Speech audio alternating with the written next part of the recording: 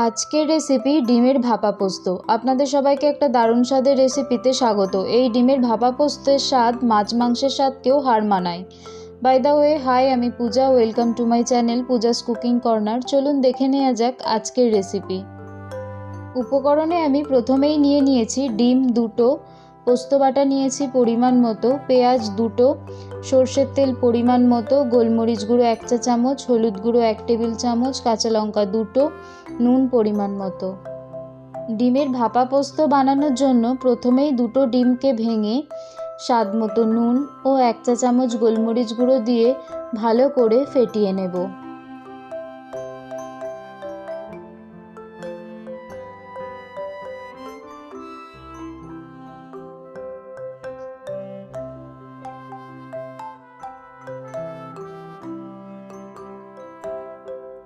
এরপর gas on করে কড়াই বসিয়ে দেব। তাতে 2 টেবিল চামচের মতো সর্ষের তেল দিয়ে দেব। তেলটা একটু গরম হয়ে গেলে ডিমটা দিয়ে দেব। ডিমটা দিয়ে ভুজিয়া স্টাইলে ভেজে নেব।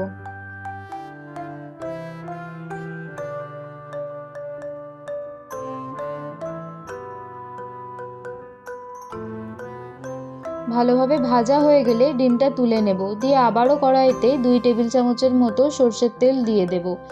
দিয়ে আমি আগের থেকে 2টো পেঁয়াজকে কুচি কুচি করে কেটে রেখেছিলাম, সেই পেঁয়াজ কুচিটা দিয়ে দেব। দিয়ে স্বাদ মতন লবণ এবং হালকা হলুদ গুঁড়ো দিয়ে ভালো করে ভেজে নেব।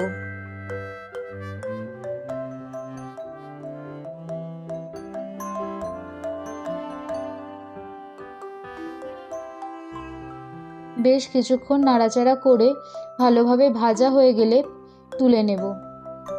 আগের থেকে আমি পোস্ত ও কাঁচা লঙ্কা বাটার একটা পেস্ট বানিয়ে রেখেছিলাম। এরপর একটা টিফিন বক্স নিয়ে তাতে ওই পোস্ত ও কাঁচা লঙ্কা বাটার পেস্টটা দিয়ে দেব।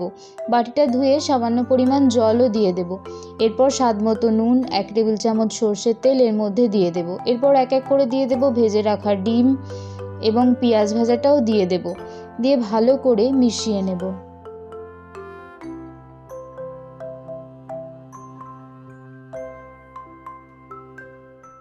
এরপর একটা কাঁচা লঙ্কা চিড়ে দেব।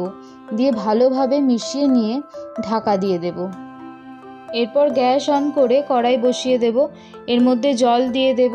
জলটা বেশ কিছুক্ষণ গরম হয়ে গেলে তারপর টিফিন বক্সটা জলের মধ্যে দিয়ে দেব।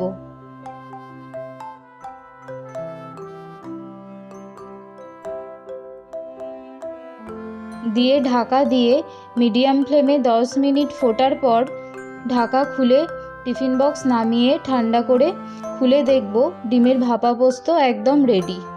অসংখ্য ধন্যবাদ ভিডিওটি দেখার জন্য। এরকম আরও ভালো ভালো রেসিপি পেতে আমার ভিডিওটি লাইক করে চ্যানেলটি সাবস্ক্রাইব করে রাখুন। ধন্যবাদ। ভালো থাকবেন, সুস্থ থাকবেন।